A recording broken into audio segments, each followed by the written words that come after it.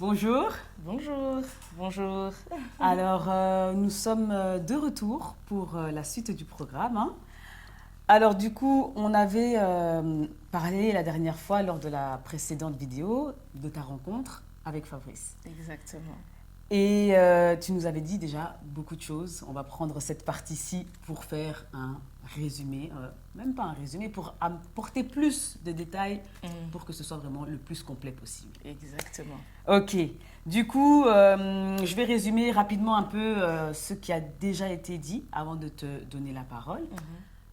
Et donc, du coup, votre point commun dans vos répétitions familiales respectives, un peu comme avec la veuve qui a les 7 maris, leur problème commun, c'était le fait, c'était lié à la fertilité. Exactement. Et du coup, le point commun chez Fabrice et chez toi, c'est le fait que vous n'existiez pas. Exactement. Oui. Et alors, pour représenter un peu tout ça dans la Bible, c'est plutôt au niveau de Adam et Ève, où dans la Bible, Adam fut endormi dans un profond sommeil, de manière à former Ève. Exactement. C'est bien ça. Et du coup, le profond sommeil dans la vie de Fabrice, on peut le voir, on peut le retrouver en tout cas à deux moments, hein. Il y a de son vivant où le profond sommeil était apparenté au fait qu'il était tourné vers les autres et il n'était pas tourné sur lui. Là où le deuxième moment où on peut apparenter son profond sommeil, ben, c'est au moment de sa mort quelque part, hein, son décès actuellement. Et alors, toi de ton côté, ben, tu es la côte, hein, en référence avec Adam et Ève, tu es la côte, et c'est parce que tu es paralysée justement par tes traumas d'enfance. Exactement. Traumas d'enfance qui se réveillent au moment de la mort de Fabrice, alors que tu pensais justement que tout était bon, parce que tu es psychothérapeute, et aussi parce que tu avais déjà aussi fait une thérapie. Oui. Et au final, bah, ça se réveille fortement au moment de sa mort. Et Oui. alors, au moment Du deuil. Oui, aussi, hein, au moment du deuil. Et alors aussi, ben, ça s'accentue aussi justement lors du premier procès. Lors du premier procès. Jusqu'à aujourd'hui. Jusqu'à aujourd'hui.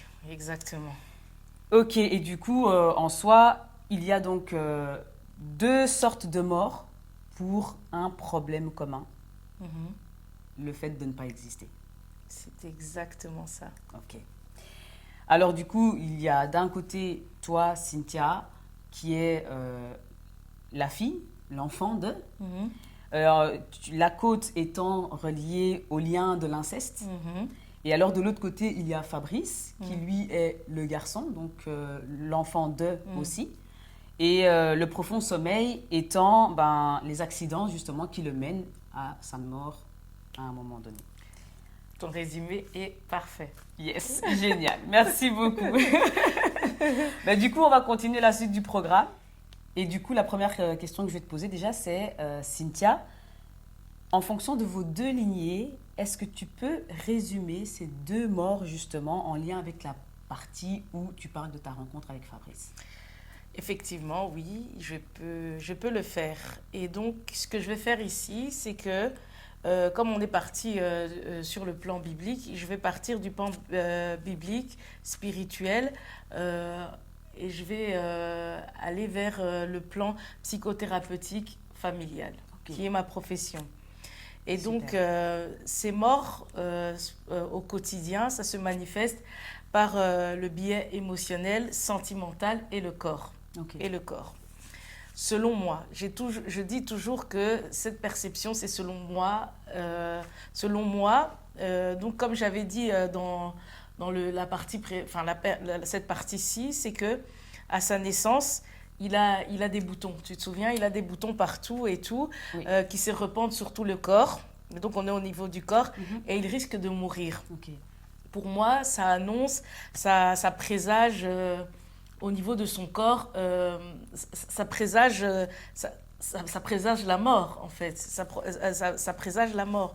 Et toujours au niveau du corps, sur le plan émotionnel, l'accident à ses 9 ans. Tu te souviens, à ses 9 ans, il doit quitter ses parents, sa place de cadet, de gâté, plus son confort financier. Son confort financier parce que quand il vit en Afrique, ben, ils sont un peu dans une certaine opulence. Son papa a les moyens, comme je l'avais dit. Et donc, on voit bien que tout ce qu'il doit quitter, c'est un gros choc au niveau physique, vu l'accident, Exact. et au niveau émotionnel. Oui, parce que quitter sa famille à 9 ans, c'est quand même assez éprouvant, émotionnellement parlant. Exactement. C'est tout. Oui. Et la tante, en fait, qui va renverser en fait l'huile sur lui, c'était la personne qui l'a fait grandir. Ok. Ils étaient extrêmement proches et tout ça. Et donc, en plus de ses parents, cette tante et tout, Fabrice, qui était le cadet en Afrique, il était extrêmement chouchouté. Il a grandi dans beaucoup d'amour, dans beaucoup d'attention. Et le contraste, c'est que quand il va arriver en Europe, en plus des soins à outrance qu'il va devoir bénéficier, il vit chez son oncle où, du cadet, ben, il devient l'aîné. Il devient l'aîné et perd ses privilèges au point, en fait, de devenir un peu le Jeffrey, le Cendrillon à la maison. Ah oui, c'est perturbant, hein, quand même. Exactement. De passer d'un état à un autre comme ça, et d'une situation à une autre, si contradictoire, vraiment à l'opposé. Et un âge aussi petit. C'est ça. Et ce qu'il va me dire, en fait, même, le moment où il me fait cette confidence, il me dit, normalement, il ne devait même plus parler à son oncle dans la mesure où, en fait, il me disait qu'il subissait des mauvais traitements, des injustices par rapport à sa femme, qui elle-même à l'époque était quand même était très jeune et La femme de son oncle. la femme de son oncle était très jeune. Ok. Et elle était aussi, il m'expliquait qu'elle était exposée à des violences conjugales, ça se disputait beaucoup, il y avait des tromperies et tout ça. Et selon Fabrice, en fait, c'est comme si, en fait, tous ces problèmes de couple, en fait, elle faisait payer au neveu. Oh, ouais, Elle faisait payer au neveu. C'est comme ça que lui interprétait les choses. Il l'a ressenti comme ça, du moins. Exactement. Tout ça avec un 9 ans, avec une défiguration du visage. Il avait aussi été touché, à une partie du corps. Il y avait aussi son bras qui avait des petits soucis. Et c'était à un point où les enfants de son âge avaient peur, en fait. Ils avaient un peu peur de lui et tout ça. Et donc, tu es si jeune, tu dois gérer tous ces changements physiques, psychologiques, les soins qui demandaient une présence assez conséquente. Qu'est-ce qui va se passer? C'est que comme l'oncle travaille, la femme aussi, voilà, entre-temps et tout, ils ont aussi un enfant à cette époque, ou un enfant déjà, ou deux. Et donc, qu'est-ce que l'oncle va faire? Il va faire appel à sa sœur, qui est la tante de Fabrice qu'il a élevée, celle avec qui il a eu l'accident, et on va demander à ce qu'elle puisse venir en Europe pour être présente et assister en fait Fabrice dans les soins. Ok.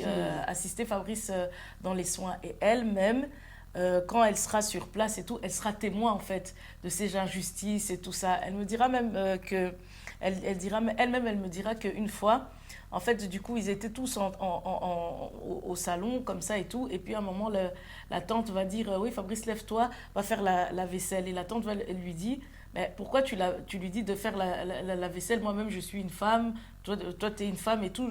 Je peux aller le faire. Donc là, c'est la femme de son oncle qui demande Fabrice fait la vaisselle. Voilà, ça voilà. Ah oui, ok. Et Oui. donc, Et donc la tante de Fabrice qui dit mais moi je peux non, le moi, faire. moi, je peux le faire et tout Ok. ça et tout ça.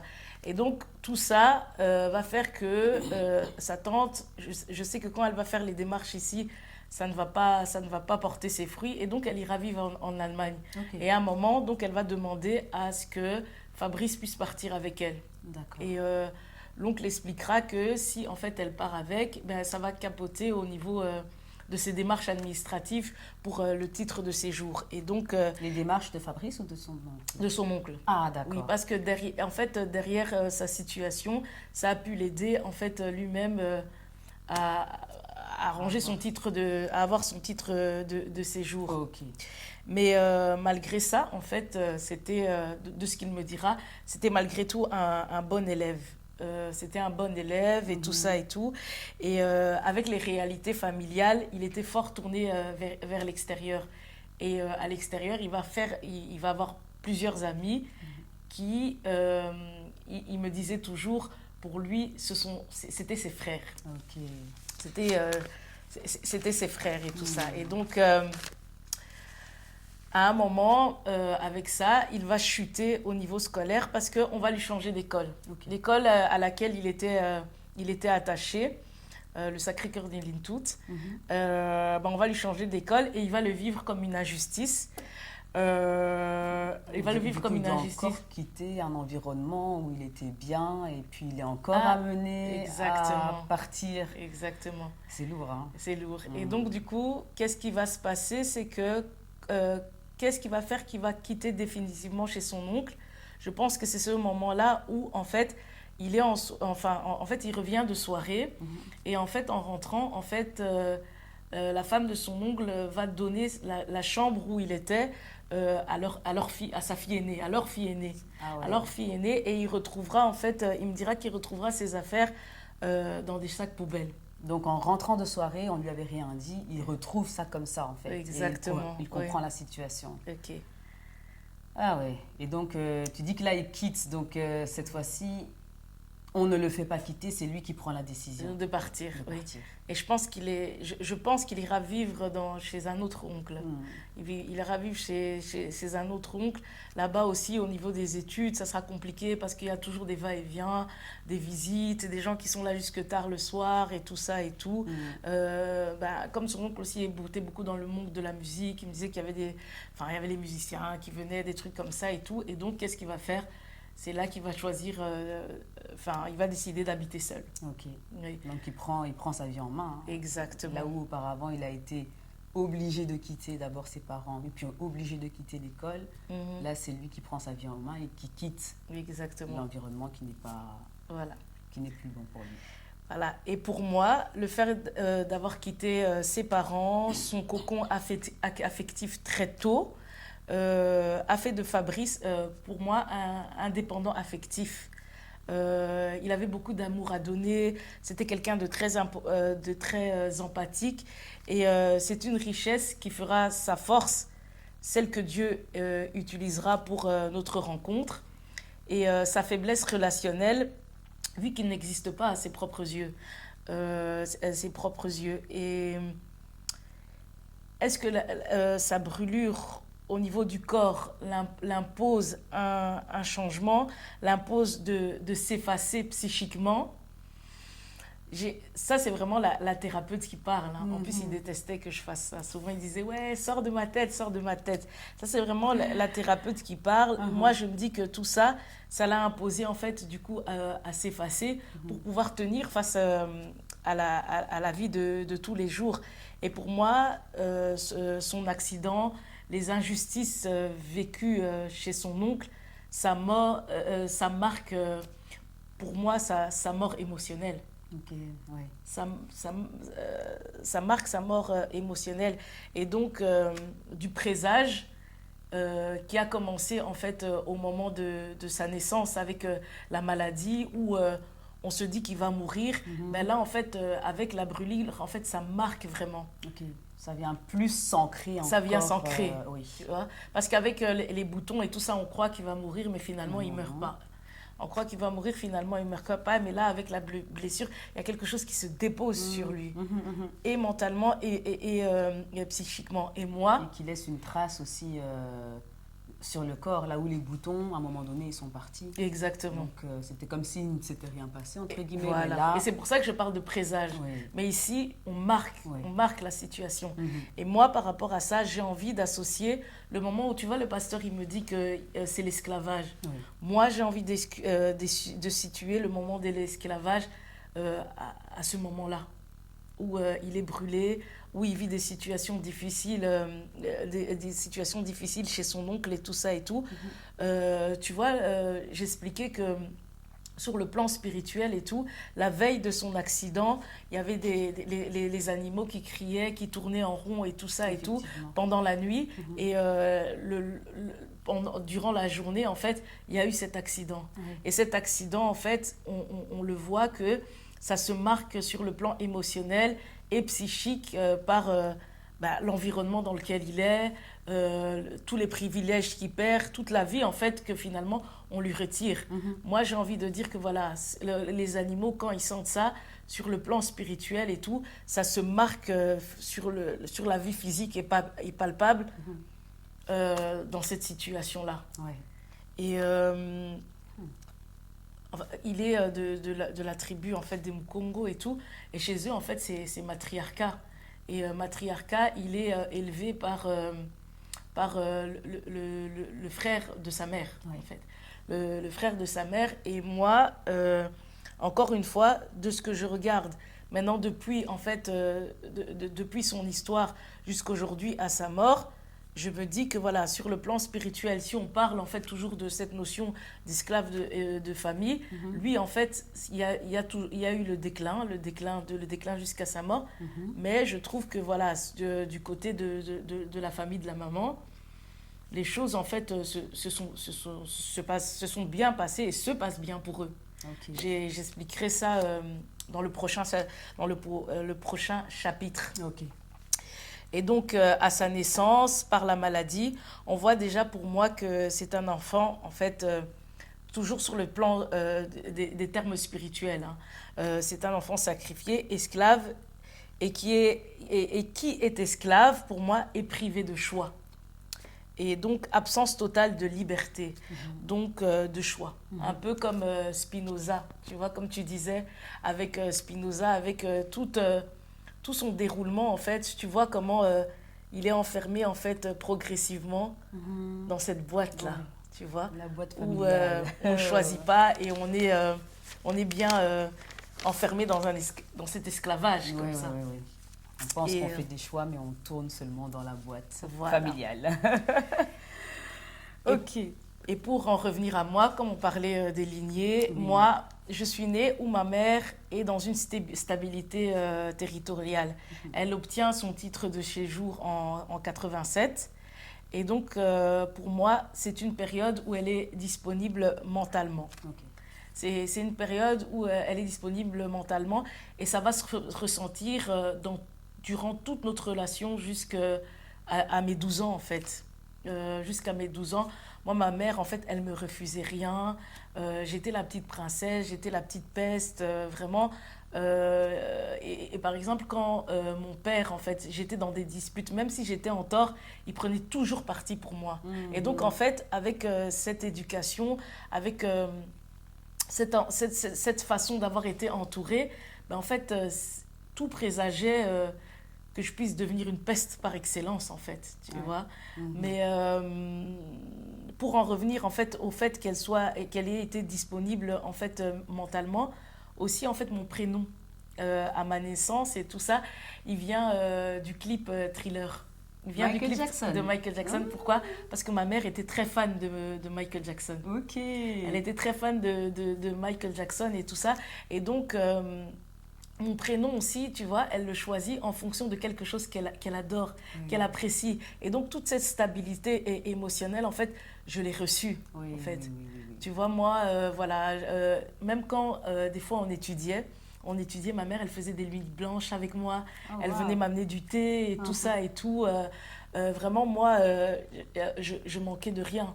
Par exemple, mais si tu vois, par exemple, mes frères et sœurs aînés, quand ils sont venus, il n'y avait pas les papiers, c'était assez compliqué et tout ça et tout. Et mes frères plus jeunes, quand ils arrivent, mon papa, financièrement, c'est plus le même, la même réalité. Il est beaucoup présent à la maison, il y a les violences conjugales, et donc du coup, c'est difficile. Ouais. Et pourquoi je m'arrête sur le nom? Parce que par exemple, si on prend au niveau biblique, il y a Rachel, une des deux femmes de Jacob, elle va appeler son fils Ben-Onim. Ok. Ben-Onim, ça veut dire fils de ma douleur. Et fils de ma douleur et tout ça et tout. Et quand en fait elle enfante, et en fait c'est difficile, et Rachel va mourir. Ah oui. Et Jacob, en fait, après, il va l'appeler Benjamin. Il va changer ce nom-là. Tout ça, en fait, c'est pour expliquer, en fait, quand la mère donne le nom, en fait, ça a une puissance, ça a un poids. C'est important. Et dans le nom, en fait, on peut voir, en fait, tout le contexte de la maman à ce moment-là, le contexte environnemental, le contexte émotionnel. Moi, en fait, elle me donne le nom d'une fan et dans toute ma relation et tout, il y a une belle harmonie entre elle et moi. Oui, Et donc, voilà, il y a toute cette connotation. Et mon prénom africain, c'est le nom de ma mère. Je porte le même nom qu'elle. Eh bien.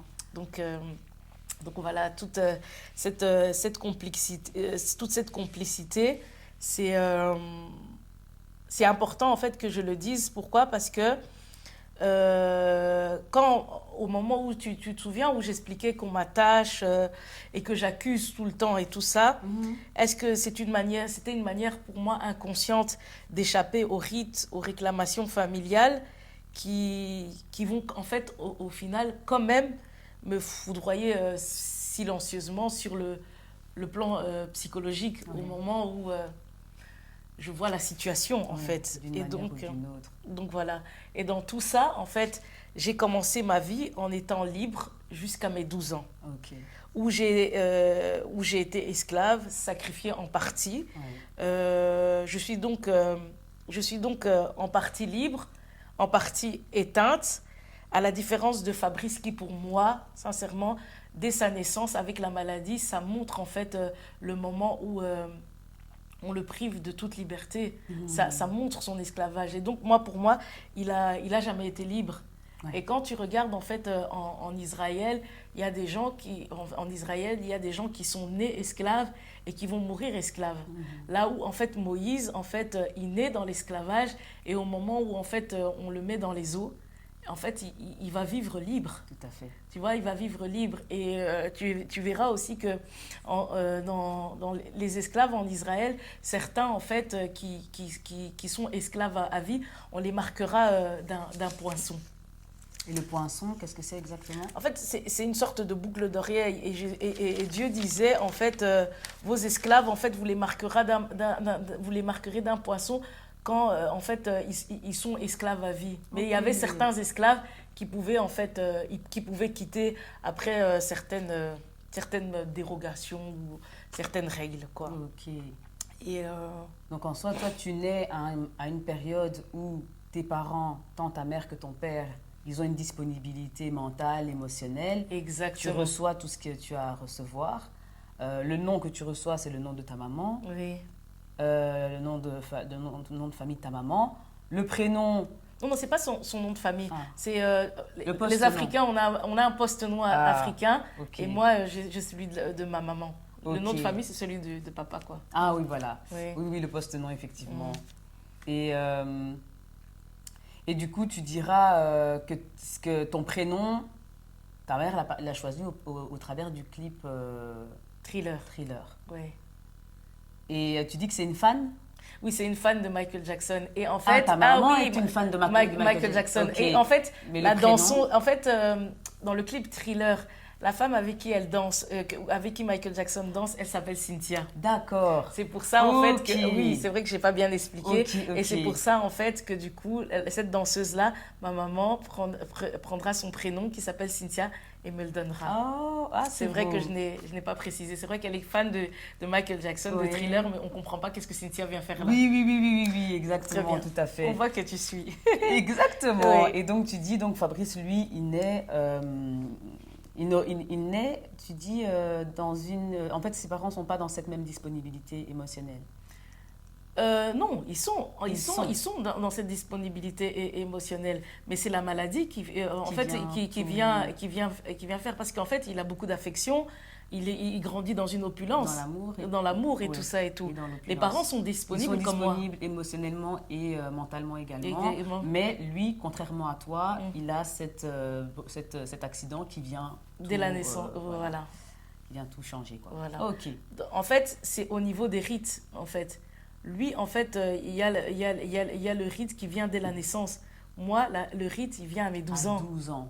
Et ça te laisse la différence. Le temps. Voilà. Je comprends. Et ça me laisse le temps, tu vois. Oui. Mais le point commun, c'est qu'on a été tous les deux des enfants choyés. Oui.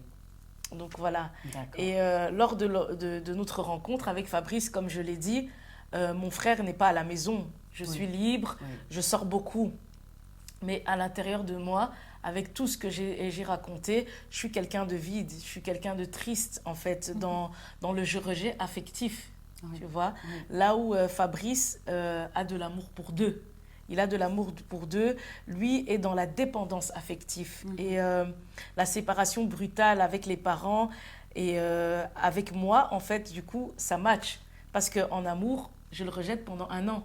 Okay. Vous vous souvenez, on est amis pendant un an. Et il m'avait raconté, avant d'être en relation avec moi, il était 5 ans avec une fille. Et toujours dans l'amitié, on se partageait énormément de choses. Il me dira qu'il fait 5 ans avec une fille et il ne comprend pas pourquoi, à un moment, avec cette fille, en fait, il va avoir une relation avec la cousine de cette fille, okay. sans comprendre pourquoi. Et donc, moi, affectivement, tout en étant tournée vers ma famille, à cause de mes traumas, donc c'est pour ça qu'avec Fabrice, ça a marché. Parce qu'en soi, Fabrice, il était dépendant de ses proches, de ses amis. Cette dépendance affective est dépendant de ses proches, de ses amis. Et du coup, de moi aussi, dans la mesure où moi, je le rejetais. Mais en fait, en amour, en fait, quand il était dans quelque chose d'amoureux, ben, en fait, il était un peu bad boy. Il faisait un peu tout pour capoter les choses. Okay. Et dès qu'il recevait de l'amour, il faisait capoter les choses. Exactement. De ce que moi, en fait, du coup, je me permets de comprendre, en fait. Et avec ma prière, ça permet à Dieu, par mon vide affectif et le trop-plein d'affection qui peut le manifester par le rejet de mon attitude. Là, c'est très psychologique. Hein. C'est un peu le contexte. Fouille-moi, je te suis. Okay. Tu vois? Oui. Et du coup, au moment, en fait, où il me trompe, il me dit, en fait, je t'ai trompé parce que j'avais l'impression que tu ne m'aimais pas assez. Okay. Et en fait, avec son problème de dépendance affective et moi de rejet, Dieu se sert de cette richesse, en fait, qu'il a en amour pour me transmettre un peu du vide, en fait, affectif que moi-même j'avais en lien avec ma famille. Oui, avec toutes les histoires familiales que tu avais connues. Lui, il vient te remplir de ce qui avait été vidé par ce que tu as pu voir dans ta famille. Oui, et du rejet, de cette complication où j'étais au milieu et tout ça et tout ça. Ouais.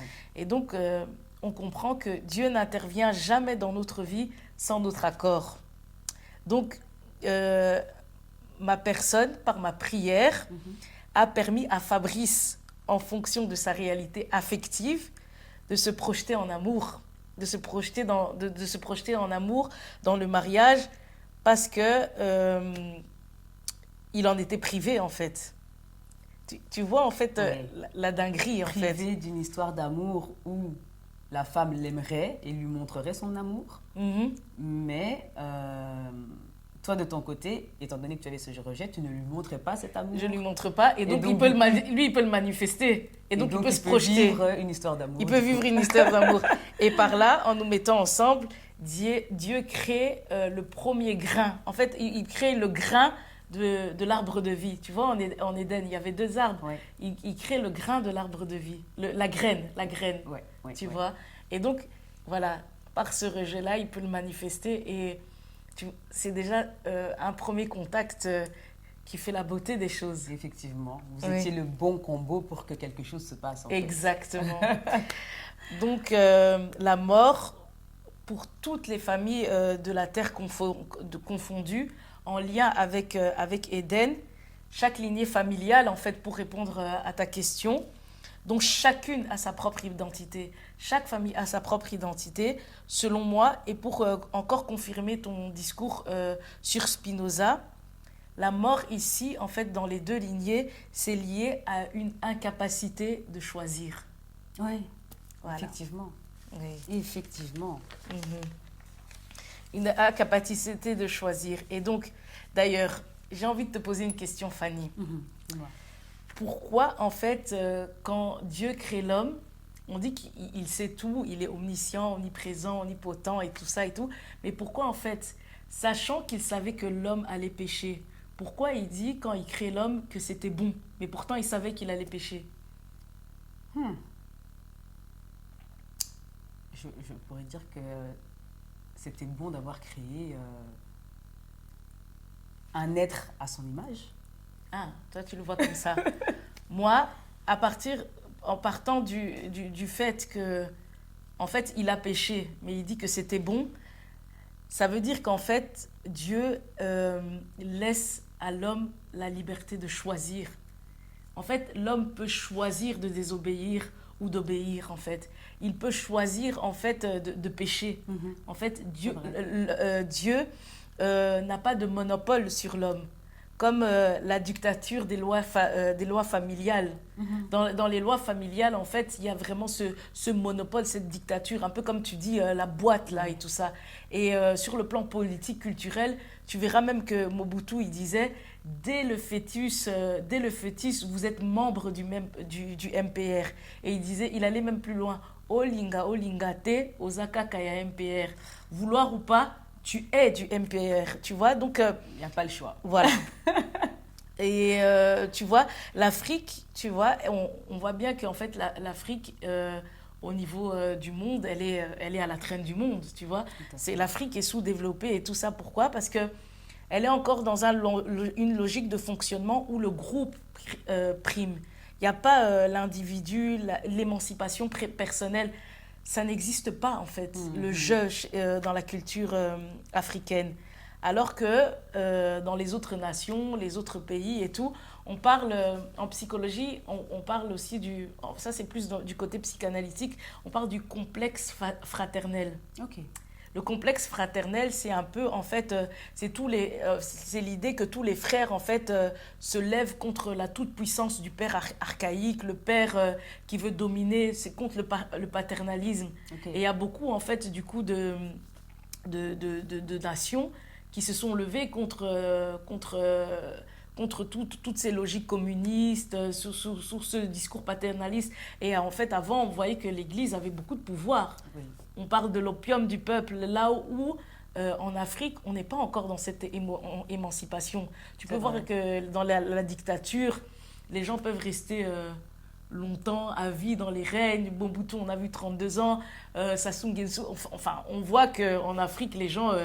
ils se reposent ils se reposent sur le trône. Ils sont bien assis. Exactement. Et tout ça, c'est pour montrer en fait qu'on est encore dans cette logique de paternalisme, tu vois. Oui. Et par rapport à ça, hier, si c'est avant-hier, il y a une femme, en fait, toujours par rapport à mes témoignages, elle m'appelle, elle me dit oui, mais en fait, ton témoignage, ça parle de quoi? Et en fait, je l'explique un peu, j'explique par rapport à la ceste et tout ça, et elle me pose de question en question. Et elle me dit, en fait, ton témoignage, mais tu sais qu'il est extrêmement grave. Tu dois te faire suivre par un homme de Dieu et tout ça et tout, parce que ça, c'est un niveau, en fait, de démoniaque qui est très élevé et tu dois être suivi. Et moi, je te conseille, en fait, d'enlever, en fait, ton témoignage sur YouTube, parce que je te dis, ma chère... les démons de ta famille vont te poursuivre, tu vois. Et donc, elle me met dans toute cette situation qui me met un peu dans une panique, dans une peur. Et ça, pour moi, c'est le paternalisme religieux, en fait. Et je me rappelle, en fait, quand j'étais petite aussi, on nous disait, si vous mettez des porcelaines dans votre chambre et tout, les esprits vont venir. On nous mettait plein de peurs comme ça et tout ça. Et... toute cette peur-là, en fait, à un moment, en fait, je suis restée avec. Et c'est un peu comme un truc où on te met comme dans du chinois, dans un truc inaccessible. Et on te dit, en fait, d'aller chez un pasteur pour des émotions que toi-même, tu es en train de vivre. Et c'est pour ça qu'en fait, ici, dans le début, en fait, toute cette dimension spirituelle, je l'ai ramenée à quelque chose de pas d'accessible. Comme ici, avec Fabrice, j'ai parlé de dépendance affective, de situations où il a vécu avec son père. Moi aussi, je parle en fait de mes traumas. En fait, pour que les personnes et tout puissent en fait ne pas rester en fait à la situation spirituelle et se dire que oui, j'ai besoin d'eux. Dans la Bible, on dit « Et je déverserai mon esprit sur toute chair, personne n'enseignera à personne ».